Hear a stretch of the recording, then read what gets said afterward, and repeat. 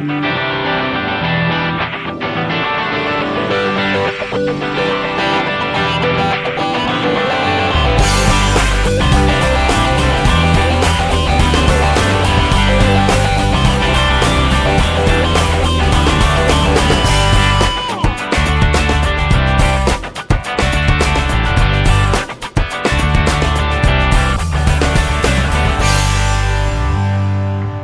name is Yan, and this is my friend Peter. Hello, everybody! And we are here in the town of Lambunao to discover its hidden natural beauty, thriving culture, and industrious people. We basically left the comfort of a city to get to know why this place is called the Land of Waterfalls, the Sanctuary of Endangered Species, and the Baguio of Iloilo Province. So join us in this journey that'll bring you closer to nature. Only in this show where the fun never stops. Detour!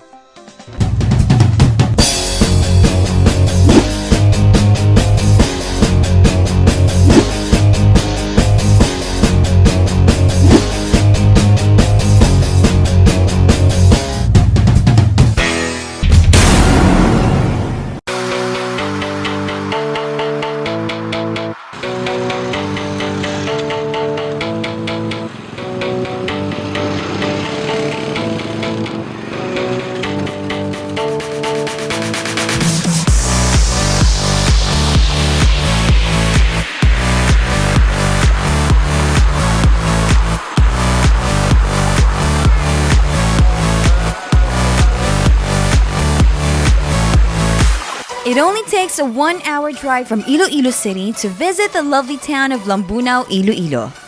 As a first-class municipality composed of 73 barangays, what can this place in central Panay offer the curious traveler?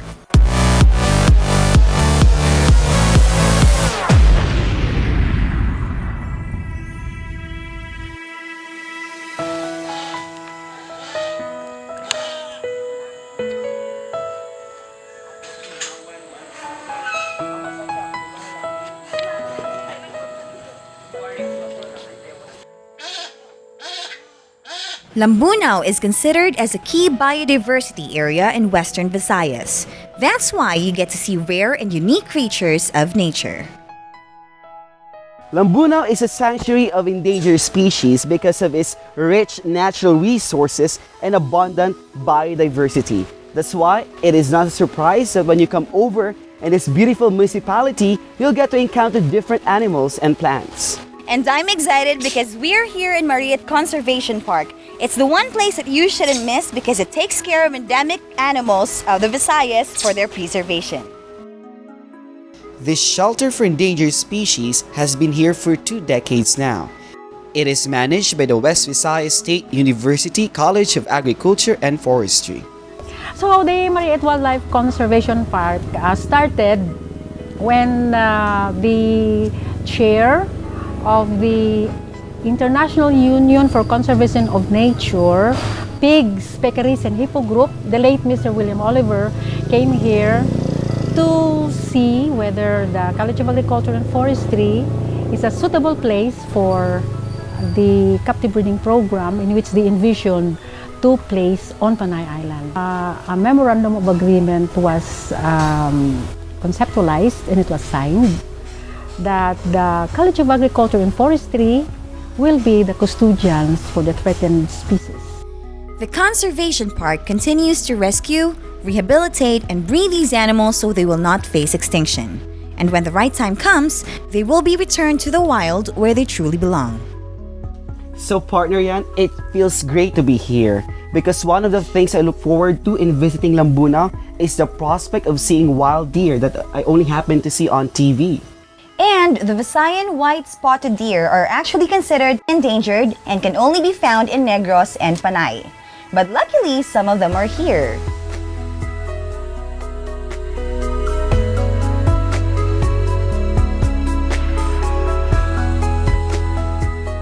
It's always nice to learn about people who actually care about the environment and care about animals, and who are willing to sacrifice their time and their energy and their efforts to, give shelter to the animals who are in need.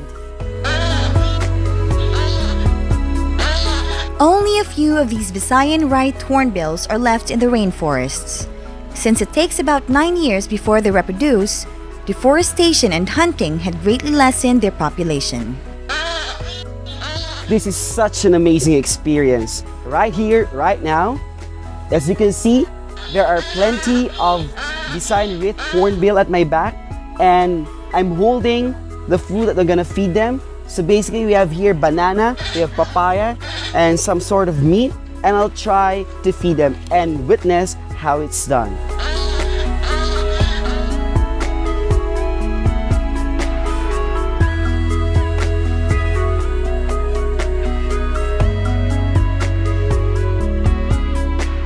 And did you know that this particular Mariit Conservation Park is the first in the world to breed the Visayan Rit hornbill in captivity?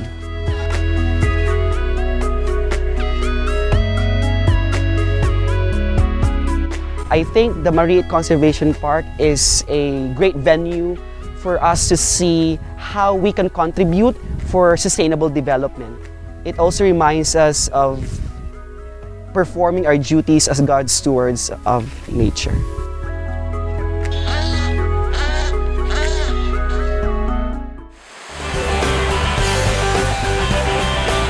Cool and refreshing. Let's take a hike when D2 returns.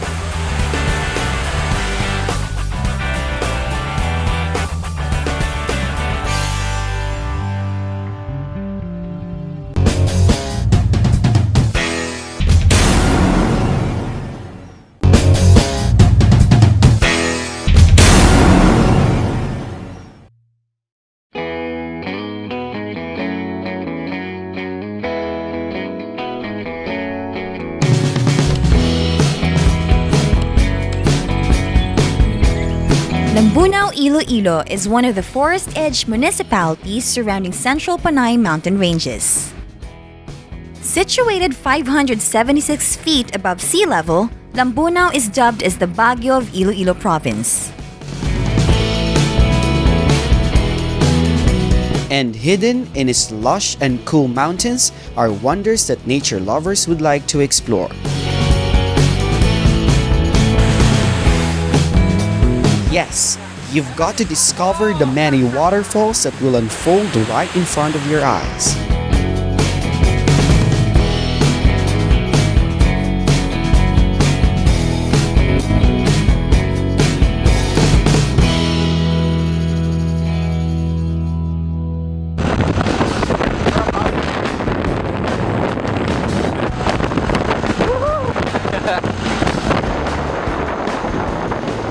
Our first destination is within the tropical forest of Barangay Hayubo. This area is part of the approximately 3,500 hectare land of West Visayas State University College of Agriculture and Forestry.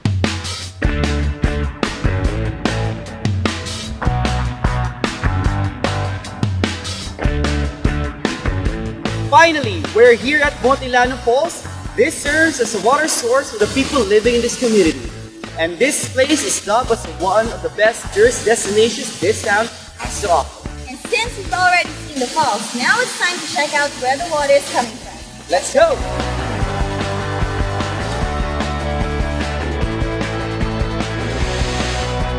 This is really difficult, and I love it.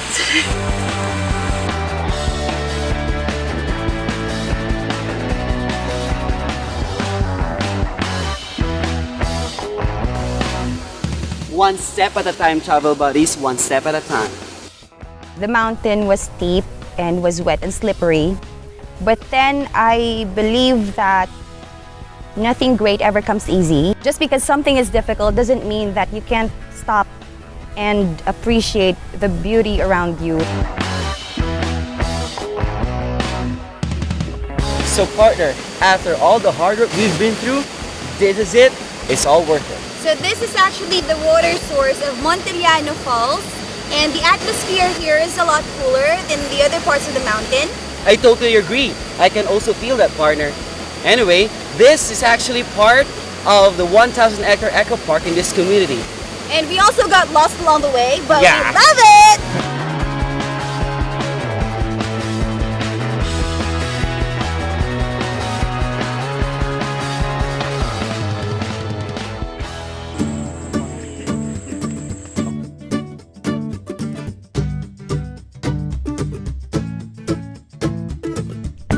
Our trek continues to the mountains of Barangay Bagongbong. The trail isn't easy, but the adventure will pay off upon reaching a number of waterfalls.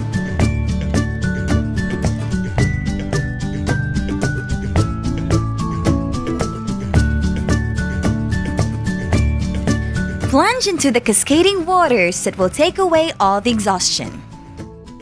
Swimming in the waterfalls after a long day of trekking in the mountains made me feel replenished, of course, and it was a great way to recharge your batteries.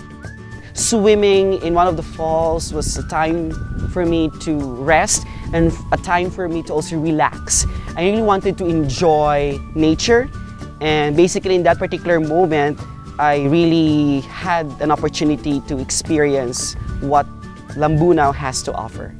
To preserve the forest, illegal logging and kaingin system or the slash and burn technique are prohibited by the town. The LGU efforts in preserving its natural resources are the provision of the agroforestry livelihood project. We teach the upland community on how to use the forest resources without destroying the forest. And also the deputization of Bantay Gubats and wildlife enforcement officer to regularly monitor and check these natural resources.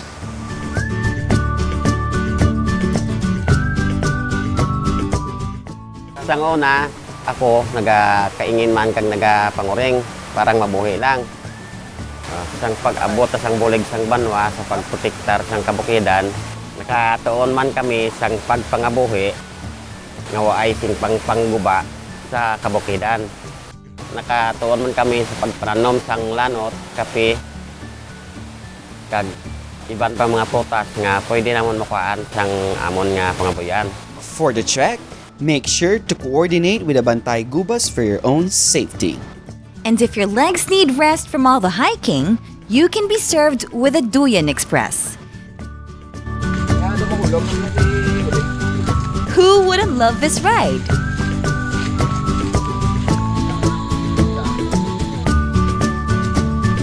If there's one place in Lambunao that's full of mysteries and legends, then Tinagong Dagat comes to mind. This lake of approximately 3 hectares is hidden at a plateau on top of a mountain. The way to Tinagong Dagat takes long hours, and it's quite a challenge. But that's the part mountaineers and campers are interested and excited about. For those who want to go trekking in the mountains, I guess I recommend for them to be well equipped. They have to have their own water supply. They have to coordinate with the Bantay Gubat for their own safety. They have to be physically ready. They have to be all warmed up. And of course, one thing that you should also take into consideration is the weather. Because if you want to really savor your moment here in Lambunao, experience every thing that the nature could provide, make sure that the weather is fine so that it will be favorable to your travel. Up next, we will learn some farm tips and have a taste of Lambunao's authentic tinipgang. Stay tuned on Detour.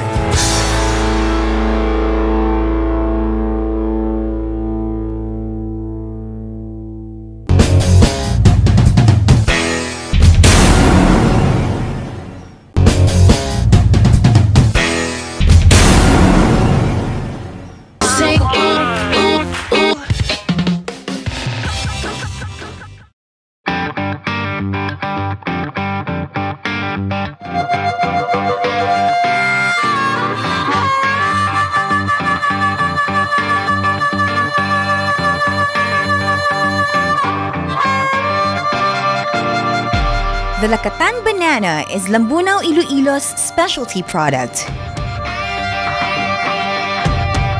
It shows in the town's wide areas of Lakatan farms that serve as bread and butter for some locals. For the ultimate pasalubong, you can bring home sweet pinasugbo for your families and friends.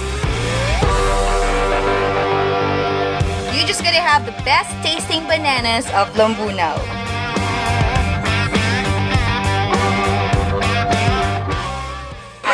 Bananas.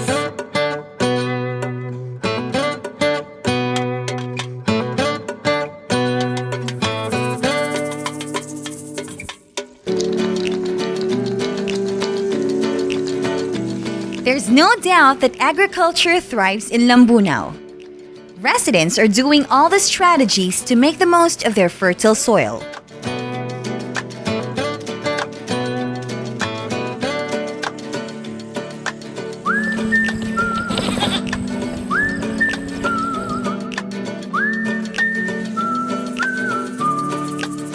So we are here at a 1-hectare garden farm where everybody is growing various kinds of vegetables such as ampalayas, okras, eggplants, and a lot more.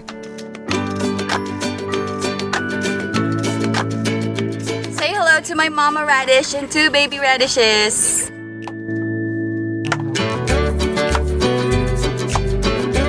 Let's pick this really big ampalaya. See? Really big.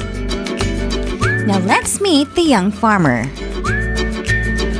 Yung marguso ni Sir halin sa pagtanom, pila ano kalawig siya hasta ma-harvest na siya. Sa kabulan, kag tunga. Antes makarabis. Pila ang ma-harvest yung susulod sa isa ka bulan kag tunga nga na. For meron ng harvest, mayara nga 200 kilot. Pataas na. Magadamo naman ang iyang bunga. Di paano niyo Sir ma-maintain? Putot ang bunga niya, dagdagon ni parang di magsiliko. Kinanglan hangin gid siya gali Oo. para mas mag-develop gid. Oo.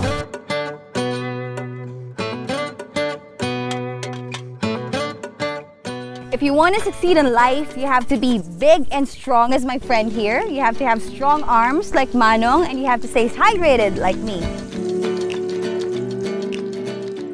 Mr. Genie Hadumas is able to cultivate a land with the help of a financier. He plants a variety of vegetables which he sells to places like Manila, Cebu, and Bacolod. Ako'y wala man kubra, pangumama lang. Mad-advantage mo kanakan nga yung tagaan ko pinansyal. Kag nakabulig man sa pangabuhi naman. Dakuig nga bulig. Dakuig nga bulig. Kasta subo nga daw mga almost 5 years o 10 years. Nawig naman kayo, sir. If the weather is okay, Mr. Hadumas can harvest up to 800 kilos of eggplants in a 1/4 hectare. For other sources of profit, he produces peppers and radishes. These are planted next to each other to help him utilize the space of his land. Kung ang tanong mo, kung todos, may sisamo ka hektarya, mga 5 kapaksyon, may ara ka kalabasa, ara katumbal, kamatis. Ang isamo ka parte sa kamatis, nagtaas ba ang presyo ng kamatis? Mga 25 ang kilo. Ang finance mo sa kabilugan mo, sa kamatis lang, impas na.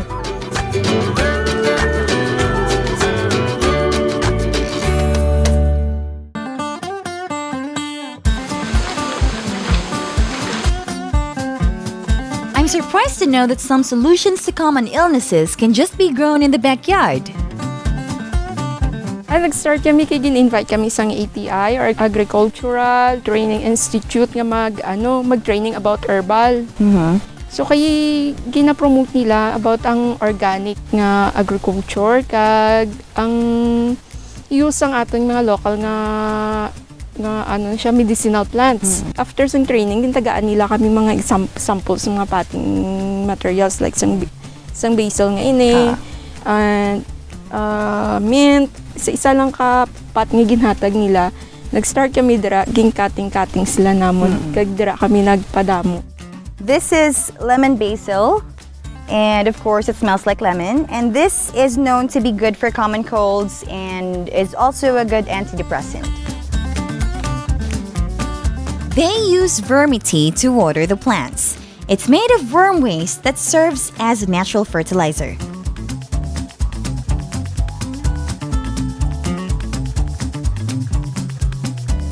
But aside from the health benefits of these herbs, they can actually be great ingredients for culinary purposes. Maria, ma'am, ano ini siya? Ano siyang tawag na sinaw-sinaw. pwede mo siya masalad. Magsalad kasi, nipik mo lang na siya. Tapos, ibutangan mo na siya sa hot water. Kabutangan mo siya sa mga bombay, tomatoes. Pwede na siya, ready to eat na siya. Bulong siya sa mga arthritis, tapos sa uric acid mo. Nami mo siya. regulate. Oo, regulate siya yung mga uric acid.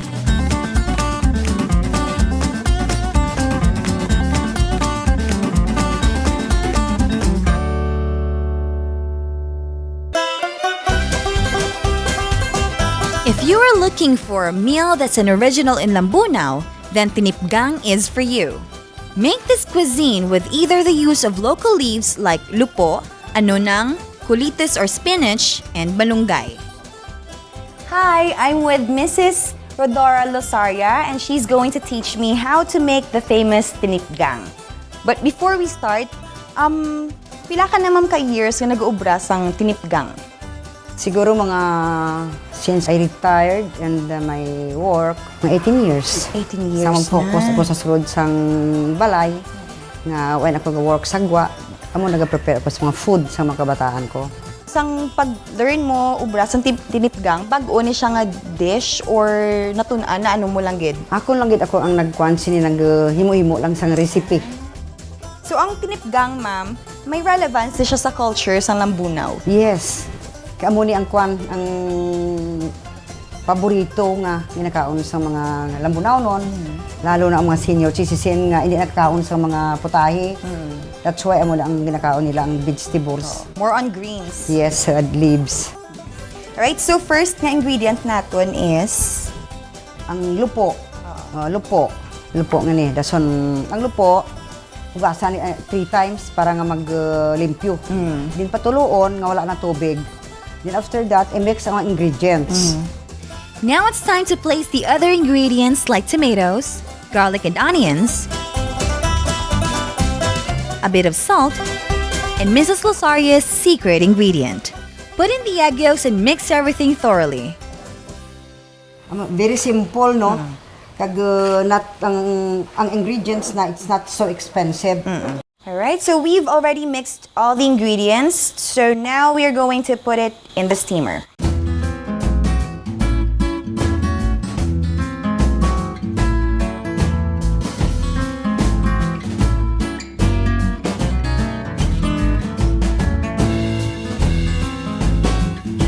So now we're done steaming it for 5 to 10 minutes. Now it's time to open it. Open the lid, Yes. please. Nice. Buka namin, no? Okay, so after we open the lid, we have to turn it upside down. Now it's time to place it on this plate here.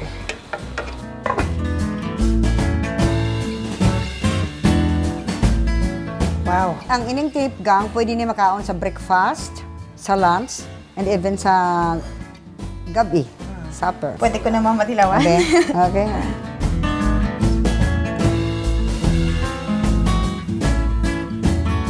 Kuipon ko na.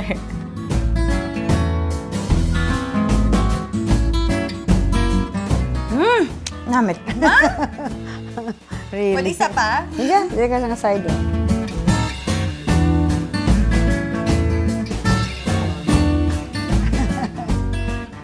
Namit gud ya, ma'am. Okay. Kaya mataste mo gud ang itlog. Oo. Kag ang vegetables. Kaya healthy ang taste niya. Kag ang asin, ang taste niya, tsaktuhan Okay na lang. gud. Tsaktuhan na gud. Very good.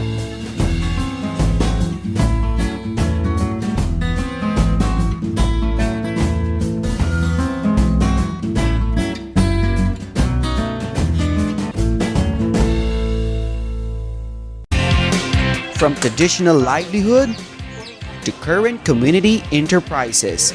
Find out more when Detour returns.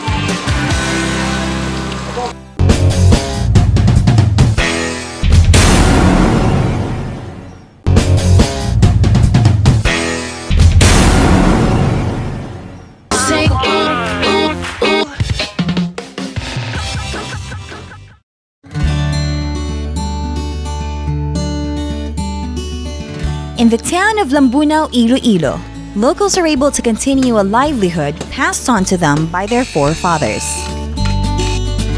Here in Barangay Madarag, the bolo makers here are highly skilled and they've been doing this for many, many years. The blacksmiths of this place have been heating, pounding, and sharpening metals to provide for their families.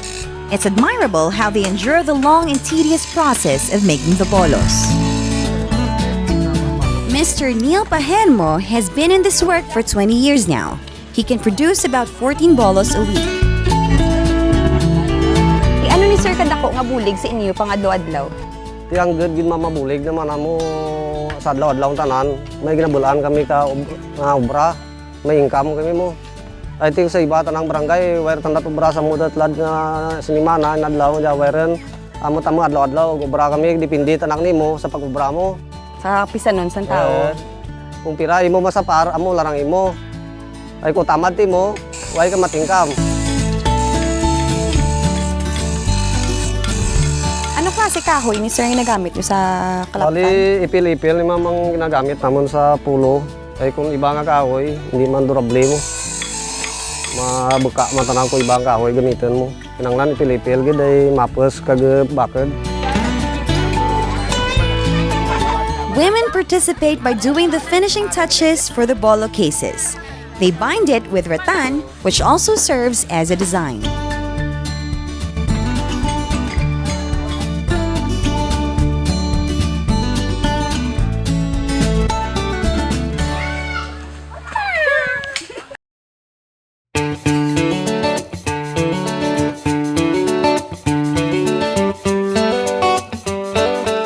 Lambunaonons are not new to pottery making. In fact, they still use the mano-mano way of production.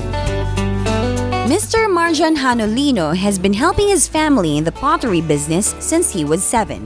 This time, he is making a pugon or the traditional stove.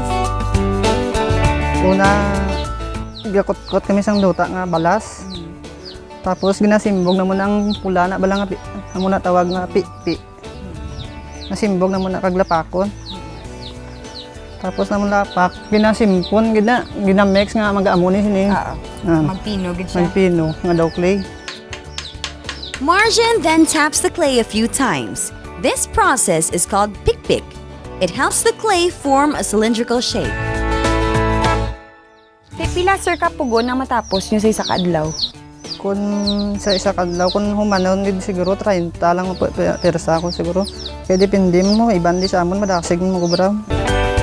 Marjan then makes a big opening, the part where wood or charcoal is being placed. He also creates holes on the sides where the smoke is released. After the pugon has been fully dried, it is cooked under the blazing fire. Now these finished products were polished with cement to make them more durable for every home.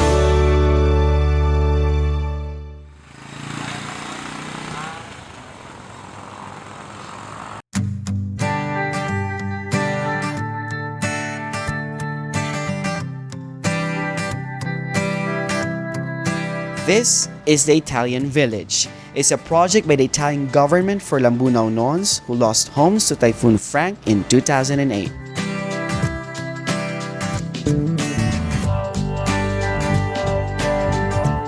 Mrs. Rowena Biliena is one of the beneficiaries. Like her neighbors, she grows cut flowers to earn a living. Sang Bagyo Frank, napiktuhan kami, totally, gid kami, damage. Amo na nakaabil kami di sang, balay.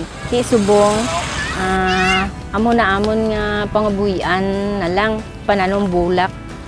Kay para nga may kami may income man diri Kay waay man kami lupa di sa palibot. The households learned to produce cut flowers from the Community Extension Program of West Visayas State University, Lambunao. Presently, customers come to their place to purchase plants for home and landscape purposes. Ini sir yan, ang ngalan sini Locaria. Tapos ang ang pagtanom seeds kuno sir ang ginatanom sini kay way man kami seeds nang nagbaka lang kami sang honol blas ang gamay pa tapos ginpadako lang namon. Tapos ini ang purpose, pwede man mapang landscape, pwede man nga pang indoor. During the town fiesta early September, the village residents get to exhibit their cut flowers in the plaza.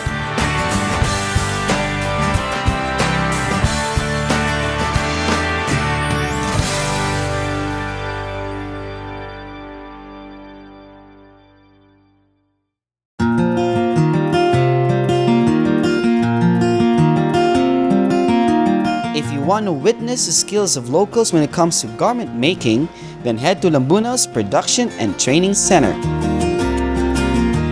The center has been providing residents with livelihood trainings and skills education to reduce poverty. So para nga mabuligan naton ang aton pumuluyo no nga mag-uplift their living condition. So isa ka strategy is the sustainable livelihood. Para at least they will have additional income no, para sa nga pamilya. Garment making has been a successful project of the local government unit. Started in 2009, this endeavor was supported by the Department of Labor and Employment, which provided some facilities. We tapped the dolly. Kaginataga niya kami 22 units ka machine. Then we trained about 60 beneficiaries from marginalized sector. Now, the garment business caters to clients from other districts in Iloilo. This helps open more job opportunities for Lambunao Noons.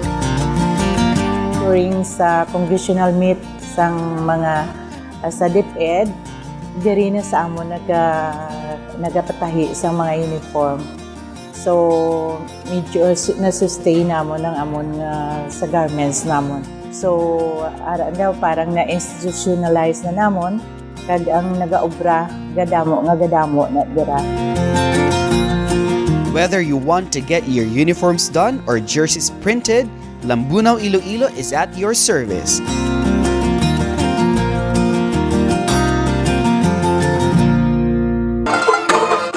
Sing to the rhythm of the band and dance to the beat of a traditional folk art. That's next on Detour.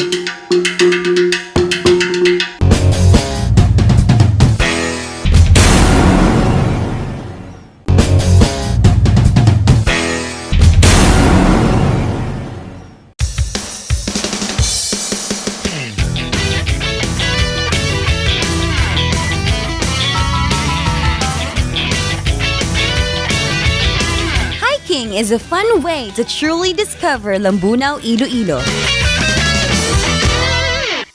But if you want to take a break and slow down a bit, you can head to the town's inland resorts.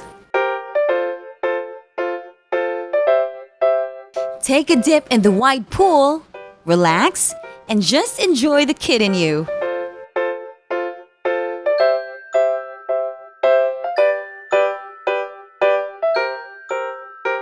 You can also chill out amidst the lovely countryside atmosphere. If you want to unwind after a hard day's work in the office, you can just come over and then relax, no? And we have places for games ka mga children kung maghampang sila. May mga available kami dira nga kung gusto nila mag-volleyball, we can set up a volleyball court. There are cottages that can host a bunch of people and swimming pools to drench yourself in. You will definitely have a good time.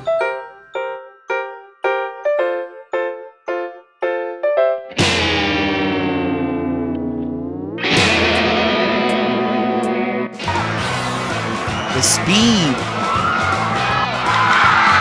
the screams, and the adrenaline rush.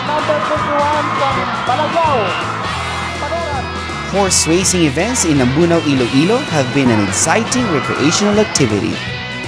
Mr. Narno Louie has been joining the town's horse race competition for 15 years now. According to him, horse racing in Lambunao began in the 1950s and was just held within the barangays. It is a sport he has grown to love since he was young. Diyan lang ka naman, sang gamay pa kami. Kaya sa baryo naman kami tamang magburog to mga pamilya kaya kinarira na hindi ka practice. sa nga bata ko, kabayo kami daan, horse rider na naman habi mo. Horse riding. Kabayo amo nang gadan mo. Today, other locals engage in breeding and taking care of horses.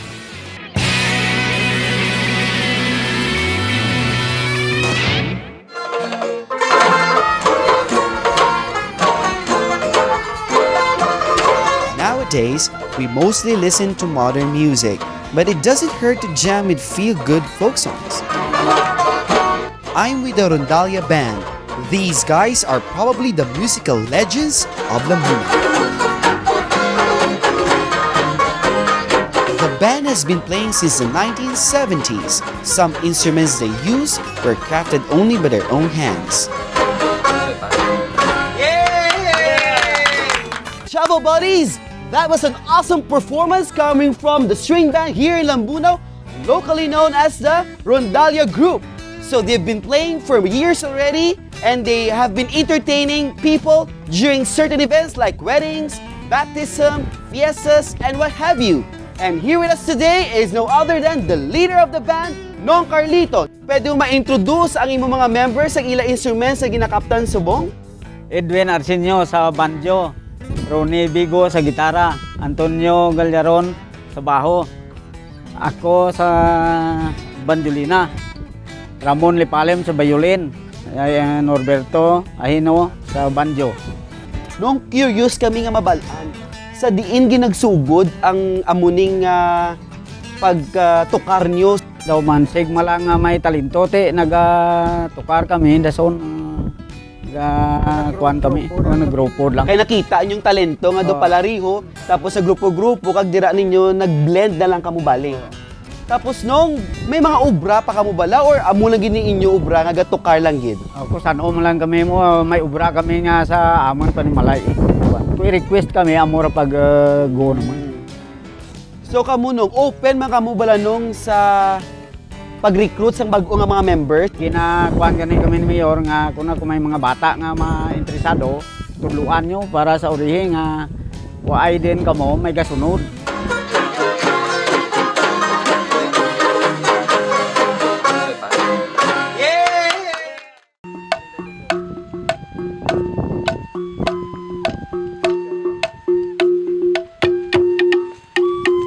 No matter how times have changed, Lambunao never forgets the rich culture of its ancestors.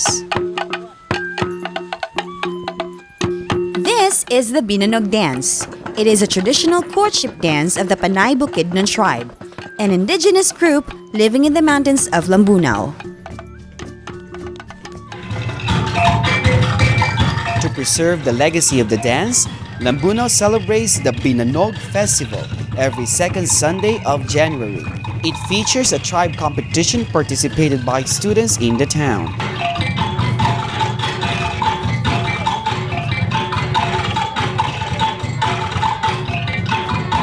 The dance mimics the courtship ritual of the birds called Banog, a member of the hawk family.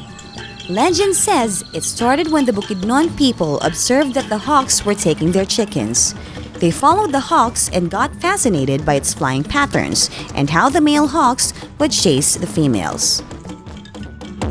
Binanog Festival opens with torch parade in honor of our senior Santo Niño. We make it a point that every festival we had this celebration to give honor to our Santo Niño, and that's why we celebrated it during January. And we also have the major activities. We have also Linay sang Binanog, and it culminates on the tribe competition on the second Sunday of the month.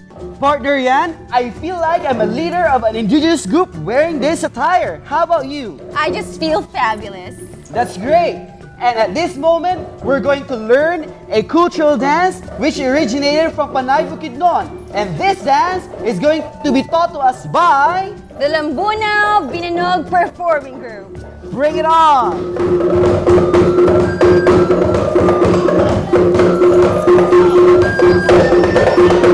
Learning the Binanog dance has been quite a challenge for me because I gave up dancing a long time ago. Nevertheless, it's always fun to learn something about other people's culture, and I appreciate the grace.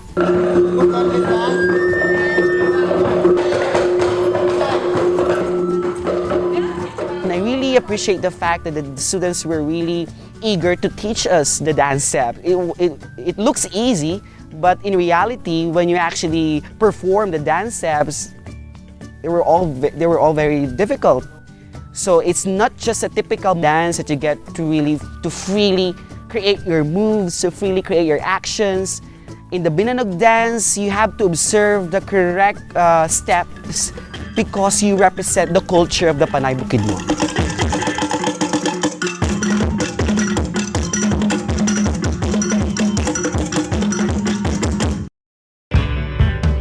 A haven for nature lovers and adventure seekers. A place that gives importance to its native origins. And a home of creative and persevering people. Lambunao, Iloilo is indeed an amazing place that's worth your next travel.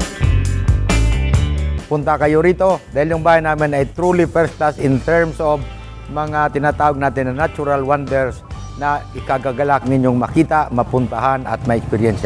Come to Lambunao, explore, experience yung mga sites namin truly first class. So this wraps up our journey in Lambunao, Iloilo, and we never expected that a 1-hour trip from Iloilo City could be this fun.